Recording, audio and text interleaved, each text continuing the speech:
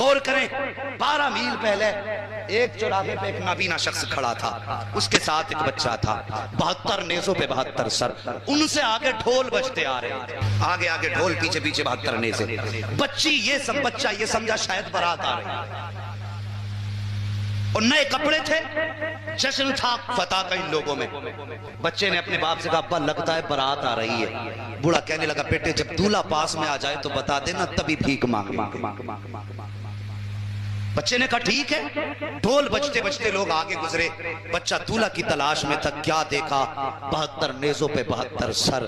جیسی بچے کی نظر پڑی اپنا ہوش کھو بیٹھا، بچہ دیکھا تو دیکھتا ہی رہ گیا، اور پھر عجیب منظر تھا یار، 72 نیزوں پہ 72 سر سمجھ میں آئے، لیکن جب 6 ماہ کے اصغر کا سر دیکھا تو پھر بچہ فیصلہ نہ کر سکا، سر پکڑ کے بیٹھ گیا، سوچنے لگا یا اللہ بڑوں کی خطا تو سمجھ میں آتی ہے، اس بچے نے کیا بگاڑا ہوگا، جس کے منہ سے دودھ نکلنا چاہیے تھا اس کے منہ سے خون بہ رہا ہے۔ کہ یہ سوچ کے بچہ چپ کھڑا رہ گیا، قافلہ گزرتا گیا، 72 نیزے گزرتے گئے، 72 سر بھی گزرتے گئے، آخر میں پھر قیدیوں کی باری آئی ہے۔ سب سے آگے امام زین العابدین تھے، ان کے پیچھے سیدہ زینب کی سواری ہے۔ اللہ اکبر! جب نوری لوگوں کے ہاتھوں میں اس نے زنجیریں دیکھی، کونی مار کے دھوکے سے یہ کہنا چاہتا تھا بابا منظر عجیب ہے، لیکن بوڑھا یہ سمجھا شاید دولہا کی سواری آ گئی ہے، اس لیے بچے نے اشارہ کیا ہے۔ بوڑھے نے جیسی اس کونی کا اشارہ محسوس کیا، اس کے بعد بوڑھے نے ہاتھ اٹھا کے کہا تھا او جانے والوں علی کی خیرات دو، نبی کی خیرات دو۔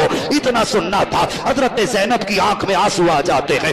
آج کئی دن کے بعد پردیس میں کسی نے علی کا نام لے دیا تھا، کسی نے نبی کا نام لے دیا تھا، حضرت زینب کی آنکھیں برسنے لگ جاتی ہیں، فرماتی اماں فضا کا کیا بات ہے، کب ذرا اس سے کہو ایک بار اور میرے بابا اور نانا کا نام لے دے۔ پھر سے کہا ذرا اور مانگ، کس کے نام سے مانگتا ہے؟ سوالی نے کہا تھا علی کی خیرات تو، نبی کی خیرات تو۔ آپ نے کہا پھر بول، اس نے 3 مرتبہ کہا علی کی خیرات تو، نبی کی خیرات تو۔ اللہ اکبر! اتنی بات کہی تھی، حضرت زینب کہتی ہیں فضا اماں ذرا پوچھو اس سے کیا یہ علی کو جانتا ہے؟ اس نے کہا ہاں میں نے علی کا زمانہ دیکھا ہے، ان کا دور دیکھا ہے، ان کو تو نہیں دیکھا، البتہ میں نے ان کی آواز سنی ہے، ان کے لہجے کو پہچانتا ہوں۔ اس کے بعد حضرت زینب نے بچے کو بلایا، بلا کے کہا تھا بیٹے بتا تو صحیح کیا کرتے ہو؟ کہا ہمارا پیشہ ہے باپ دادائی، ہم بھیک مانگا کرتے ہیں۔ آپ فرماتی ہیں سن، سب سے پیچھے جو سواری آ رہی ہے اس پہ سب سے چھوٹی قیدی بیٹھی ہوئی ہے، اس قیدی کا نام سکینہ ہے،